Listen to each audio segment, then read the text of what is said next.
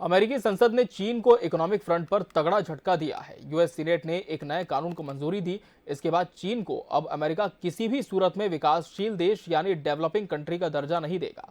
America के इस कदम का चीन की इकोनॉमी पर बड़ा असर होगा। इससे वर्ल्ड बैंक और दूसरे फाइनेंशियल इंस्टीट्यूशन से उसे अब आसानी से और कम ब्याज पर कर्ज नहीं मिल सकेगा। चीन डेवलपिंग कंट्री स्टेटस के कारण खुद तो आसान और सस्ता कर्ज लेता था, लेकिन गरीब देशों को कठोर शर्तों पर लोन देकर उन्हें कर्ज के जाल में फंसा लेता था। मार्च में पहली बार अमेरिकी संसद के निचले सदन हाउस ऑफ रिप्रेजेंटेटिव्स में एक बिल लाया गया। इस बिल की खास बात यह थी कि इसका मकसद सिर्फ चीन पर लगाम कसना था। जब इस बिल पर वोटिंग हुई तो 415 सांसदों ने इस bill China is not a developing country act के फेवर में वोट दिया। जाहिर है डेमोक्रेट्स हो या अपोजिशन में बैठे रिपब्लिकन्स, दोनों चीन को सबक सिखाने के मूड में थे। संसद में बिल पर एक राय है, लिहाजा प्रेसिडेंट जो बाइडेन भी फौरन मंजूरी दे देंगे।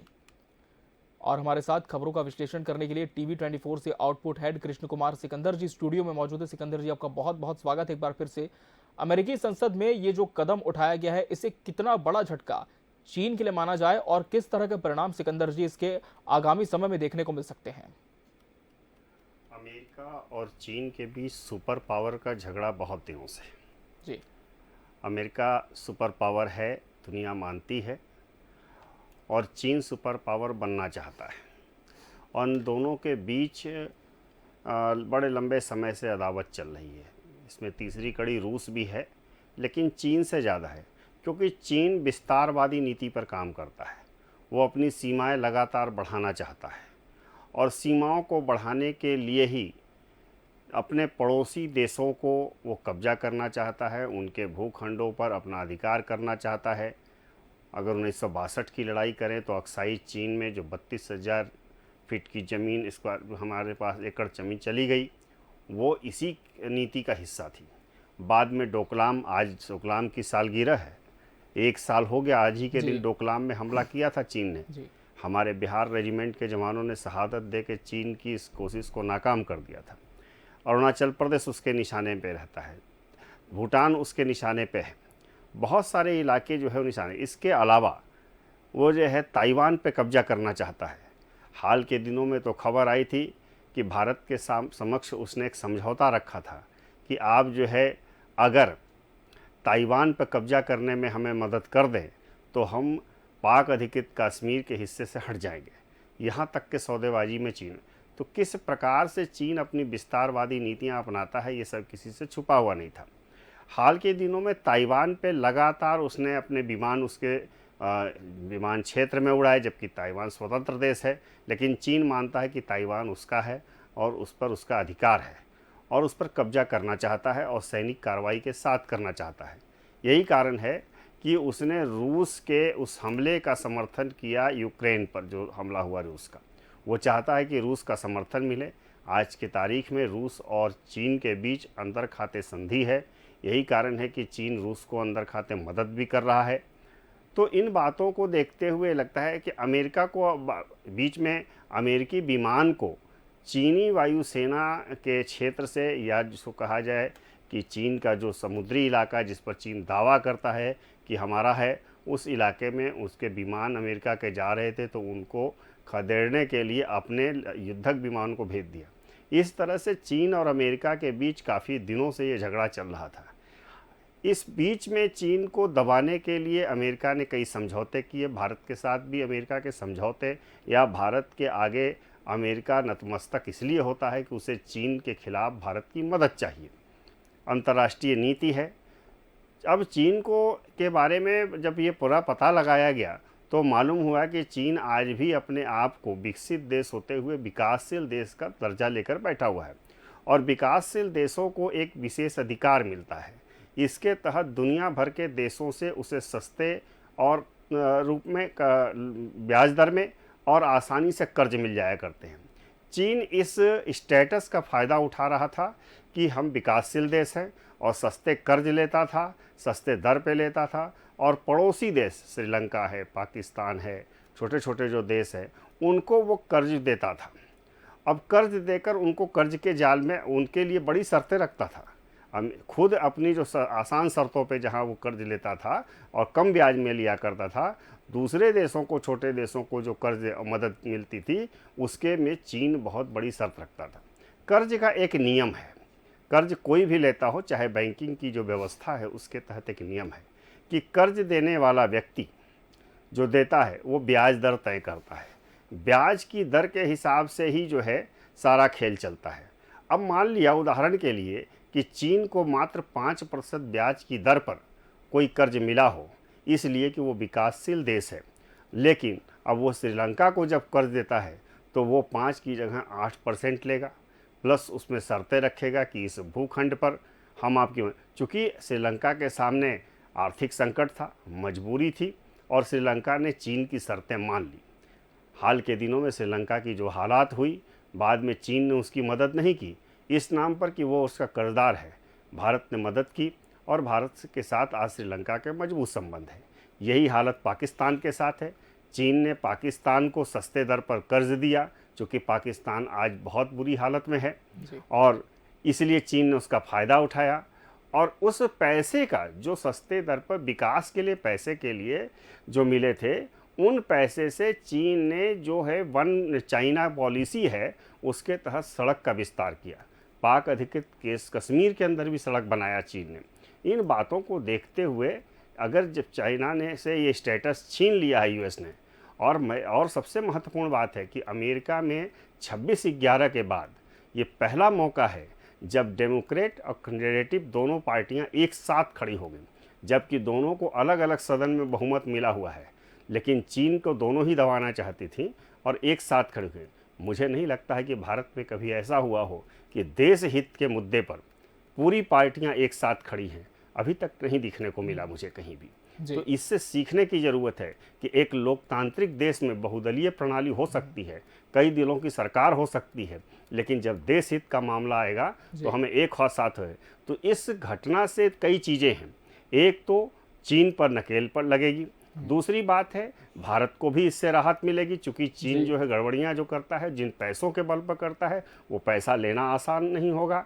तीसरी बात है कि अमेरिका के लोकतंत्र से की दुहाई देने वाले हमारे राजनेताओं को ध्यान देना होगा कि लोकतंत्र ऐसा होता है जहां देश हित हावी होता है और उनसे सीखना चाहिए कि दोनों सदनों में, जिस तरह से हमारे यहाँ लोकसभा राज्यसभा है, ऊपरी सदन में यहाँ बीजेपी को बहुमत नहीं है, लेकिन लोकसभा में बीजेपी को बहुमत है। अगर देश हित में फैसला लेना होता है तो दोनों पार्टियों ने एक मत से पारित कर दिया और ये बिल चाइना के खिलाफ पारित हो गया और इसका चीन के आर्थिक व्यवस्था से लेकर बाकी चीज़ों पर व्यापक असर पड़ेगा। उसकी विस्तारवादी नीतियां प्रभावित होंगी और उन्हें अब कर्ज लेना आसान नहीं रहेगा आसान शर्तों पे। तो ये एक बात है। मज़ेदार बात तो ये है कि यूएन जैसा बड़ा संगठन भी अभी तक चाइना को विकासशील देश का ही स्टेटस देता रहा है। जी बिल्कुल। चलिए बढ़ते हैं खबरों की खबर में आगे और बात करते हैं आज की दूसरी खबर की। नाबालिग पहलवान से यौन शोषण केस में भाजपा सांसद बृजभूषण शरण सिंह को दिल्ली पुलिस से क्लीन चिट मिल गई है। दिल्ली पुलिस द्वारा पटियाला कोर्ट में नाबालिग की शिकायत पर दर्ज केस में चार्जशीट दाखिल हुई। दिल्ली पुलिस ने 550 पेज की अपनी रिपोर्ट में बताया है कि पॉक्सो की शिकायत को लेकर कोई सबूत नहीं मिला। पॉक्सो मामले में जांच पूरी होने के बाद शिकायतकर्ता यानी पीड़िता और उसके पिता के बयानों के आधार पर इस मामले में कैंसिलेशन रिपोर्ट दाखिल हुई। बीते 7 महिला पहलवानों ने 21 अप्रैल को दिल्ली पुलिस में बृजभूषण शरण सिंह के खिलाफ यौन उत्पीड़न की शिकायत की थी।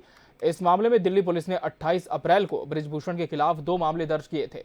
पहला मामला 6 बालिग महिला पहलवानों की शिकायत पर था, जबकि एक केस नाबालिग की शिकायत पर पॉक्सो एक्ट के तहत दर्ज हुआ था। अपने बयान में पहले नाबालिग महिला पहलवान ने बृजभूषण पर यौन उत्पीड़न का आरोप लगाया था। बाद में उसने बयान में बदलाव करते हुए कुश्ती संघ के पूर्व अध्यक्ष पर भेदभाव का आरोप लगा दिया था। सिकंदर जी, इसके पहले जब पहलवानों ने आरोप लगाया था तब नाबालिग के साथ भी यौन शोषण की बात कही थी। हालांकि बाद में पीड़िता ने अपना बयान बदल दिया। अब दिल्ली पुलिस ने बृजभूषण शरण सिंह को क्लीन चिट दे दी है, यानी कि एक मुश्किल जो पॉक्सो एक्ट को लेकर उनकी थी वो कम हो गई है, लेकिन अभी भी एक मामला उन पर दर्ज है। तो क्या इसे फौरी तौर पर एक राहत माना जाए बृजभूषण शरण सिंह के लिए, और इसके बाद पहलवानों का अगला कदम क्या हो सकता है? बृजभूषण शरण सिंह को फौरी तौर पर राहत तो निश्चित रूप से मिली है। पुलिस ने उनको जो है एक तरह से एक मामले में, खास करके जो दुष्कर्म का मामला था उसमें उन्होंने क्लीन चिट दे दी है। और उसका आधार यही बना है कि जो एफआईआर करने वाला है, जो केस जिस आधार पे दर्ज हुआ था, और जो पीड़ित है उसने ही अपना बयान बदल दिया है। और महत्वपूर्ण बात है कि उसने कहा है कि हमारे साथ यौन शोषण का मामला ही नहीं था, बल्कि हमने जो है बहुत प्रैक्टिस की, लेकिन हमें सफलता नहीं मिली, और इससे हमने जो है हमारे साथ भेदभाव हुआ, इससे आहत होकर हमने ये आरोप लगाए थे। तो जाहिर सी बात है, जिसने आरोप लगाया है, जिसके आधार पर केस दर्ज हुआ था, वो केस खारिज होना था। तो यही हुआ भी है।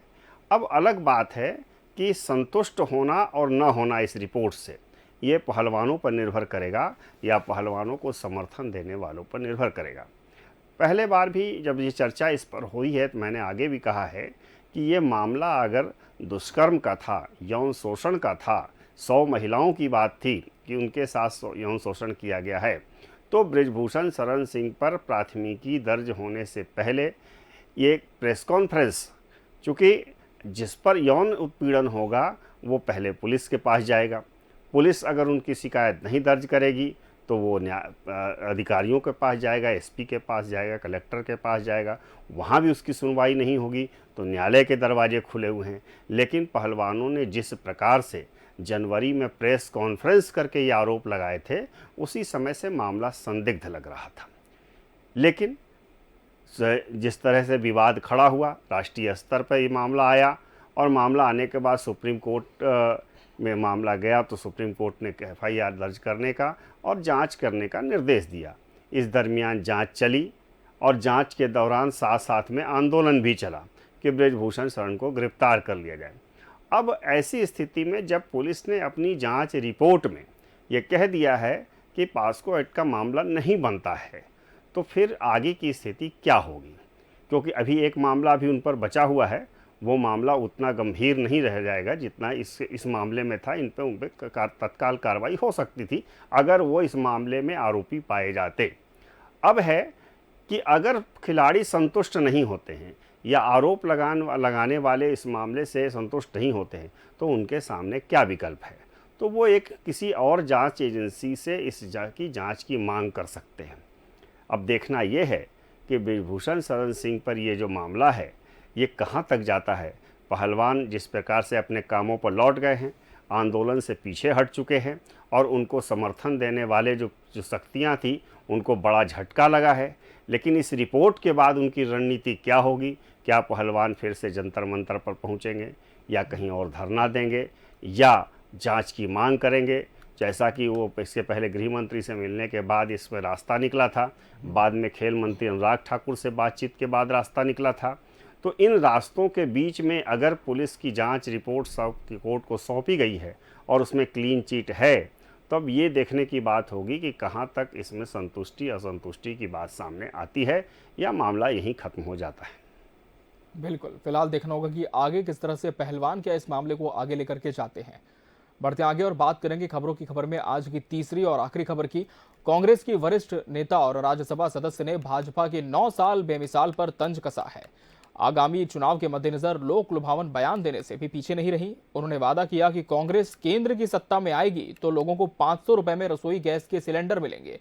कांग्रेस सांसद के इस बयान पर भाजपा विधायक और प्रवक्ता रंजना साहू ने तीखा पलटवार किया।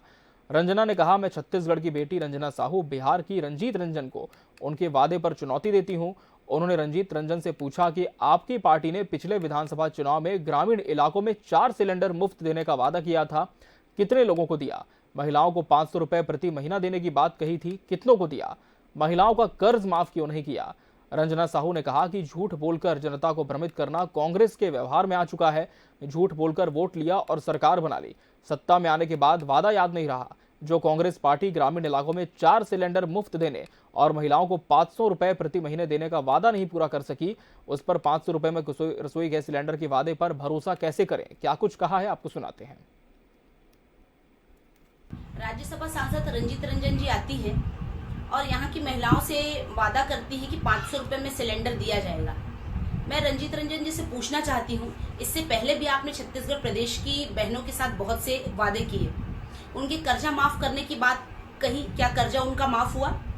हमारी बहनों से के साथ वादे किए, आपने अपना घोषणा पत्र में स्पष्ट किया कि महतारी सम्मान योजना के तहत हमारी सभी बहनों को 500 रुपए दिया जाएगा, आपने दिया क्या? मैं छत्तीसगढ़ की बेटी रंजना साहू, बिहार की उस बेटी रंजित रंजन जी से पूछना चाहती हूँ कि किन किन बहनों को आपने मुफ्त में सिलेंडर दिया, उसे स्पष्ट करिए। सिकंदर जी, एक तरफ रंजीत रंजन हैं और एक तरफ रंजना साहू हैं। दोनों के बीच अब वार पलटवार का दौर शुरू हो चुका है। लेकिन सवाल ये है कि जनता भरोसा किस पर करे, क्योंकि जब भी कोई पार्टी विपक्ष में रहती है वो कई तरह के वादे करती है, घोषणा पत्र तैयार किया जाता है, लेकिन सत्ता में आने के बाद बहुत हद तक ऐसा संभव नहीं होता कि जो मैनिफेस्टो है उसके सभी बिंदुओं पर अमल किया जाए। क्या इसे इसी तरह से जोड़कर देखा जाए? चुनाव हमेशा घोषणा पत्र के आधार पर लड़े जाते रहे हैं जी हर चुनाव में पार्टियां चुनाव के मैदान में उतरने के पहले या बाद जी या बीच में घोषणा पत्र जारी करती है, जिसमें कुछ वादे जनता से करती है कि अगर वह सत्ता में आएगी तो ये सुविधाएं दी जाएगी। अब जनता जिसके वादों पर भरोसा कर ले वो सरकार बनाती, वो पार्टी की सत्ता में आ जाती है। अब जिस बातों को रंजिता रंजन ने उठाया है, मुझे याद है हिमाचल प्रदेश के चुनाव में, कर्नाटक के चुनाव में भी इसी तरह के मुद्दे उठाए गए थे और 5 संकल्प 8 संकल्प ऐसे करके कांग्रेस ने कुछ वायदे किए थे। उन वायदों को अमल करने की बात है। अब हिमाचल में वो वायदे पूरे नहीं हुए, कर्नाटक में कितने होंगे वो मुझे पता नहीं, लेकिन ठीक चुनाव से पहले रंजिता रंजन वरिष्ठ नेता हैं, कांग्रेस की राज्यसभा की सदस्य हैं और कांग्रेस की प्रवक्ता भी है, तेज़तर्रार प्रवक्ता है, अच्छी जानकार हैं। उन्होंने छत्तीसगढ़ में चुनाव के मद्देनज़र ये बात तो कह दी कि 500 रुपये में हम सिलेंडर देंगे। जाहिर सी बात है कि रंजिता रंजन के इस सवाल पे या इस वायदे पे सवाल उठने थे, क्योंकि आम दिन पर अगर कह जाते तो हो सकता है कोई ध्यान न देता, लेकिन चुनाव सामने है, तो जब चुनाव सामने है तो विपक्ष आईना दिखाएगा ही दिखाएगा। रंजना साहू जो कह रही हैं उसमें काफ़ी हद तक दम है, क्योंकि पिछले विधानसभा चुनाव में कांग्रेस ने 2 वायदे किए थे। वो वायदे में ये था कि ग्रामीण इलाकों में जो लोग रहते हैं उन परिवारों को 4 सिलेंडर मुफ्त में दिया जाएगा। वो वास्तव में 4 सिलेंडर आज तक किसी को, चूँकि सिलेंडर देने की जो योजना है वो मूल रूप से केंद्र सरकार की योजना है, राज्य सरकार के लिए संभव था ही नहीं। राज्य सरकार इतना ही कर सकती थी कि उसके बदले जैसे विभिन्न न्याय योजना की राशि ट्रांसफ़र करती है, वो योजना की उस राशि उतना पैसा जो है 4 सिलेंडर तक का पैसा हर साल एक परिवार को, जितने भी परिवार थे, लेकिन ये बहुत बड़ी राशि होती, करोड़ों में राशि होती और सरकार पर बोझ बढ़ता, तो ये संभव शायद राज्य सरकार के लिए नहीं था। दूसरी, महिलाओं को सम्मान राशि देने की बात है कि 500 रुपया महीना देने की बात, ये भी घोषणा पत्र में कहा गया था। अब यही बात दोहराई गई है कर्नाटक में कि 1000 रुपया महीना मिलेगा, मध्य प्रदेश में भी इस तरह के वादे किए जा रहे हैं। तो सवाल उठना लाजमी है कि आपने जब घोषणा पत्र में छत्तीसगढ़ के लोगों से आपने वायदा किया था कि महतारी सम्मान योजना के तहत 500 रुपया हम महीना देंगे, तो आपने 5 साल में तो दिया नहीं। इसका असर भी बेरोजगारी भत्ता की तरह है कि साल भर के बाद जब बेरोजगारों ने हंगामा शुरू किया, बीजेपी ने इसे मुद्दा बनाया तो आपने उसे जारी कर दिया, आनंद फानन में लागू किया। हालांकि जितने का वादा था उतना नहीं पूरा हो पाया, सरकार के अपने वायदे होते हैं, तरीका होता है, लेकिन विपक्ष के लिए तो मौका था। अब विपक्ष को नया मौका मिल गया है। अभी तक महतारी सम्मान योजना की बात छुपी हुई थी, लेकिन इस बात को छेड़कर रंजना साहू ने इस बात के संकेत दे दिए हैं कि बीजेपी अगला चुनाव लड़ने से पहले अब महिला सम्मान की राशि के नाम पर भी बड़े आंदोलन खड़े करेगी और महिलाओं को जागरूक करेगी। तो ये एक बहुत बड़ी बात है। दूसरी बात है महिलाओं के कर्ज माफ़ी का रंजना साहू ने कहा है, तो ये कर्ज माफ़ी की बात महिलाओं के से वादे किए गए थे। तो रंजिता रंजन को अगर कोई मामला उठाना था, कोई बात कहना था, तो इसके पहले उन्हें छत्तीसगढ़ के घोषणा पत्र को और छत्तीसगढ़ में कांग्रेस की ओर से किए गए वायदों पर ध्यान देना चाहिए था, क्योंकि चुनाव से पहले आप खुद विपक्ष को मौका दे रहे हैं, आप मुद्दा उठाने का अवसर दे रहे हैं। वो आप ऐसे मुद्दों को उठाने का अवसर दे रहे हैं जो मुद्दा दबा हुआ था। शायद बीजेपी ने भी अभी तक इस मामले को कहीं नहीं उठाया था कि महतारी योजना के राशि के रूप में 500 रुपये राशि दी जाएगी या 4 सिलेंडर दिए जाएंगे। ये मामला मैंने अभी तक तो नहीं देखा था कि बीजेपी ने इसे उठाया है।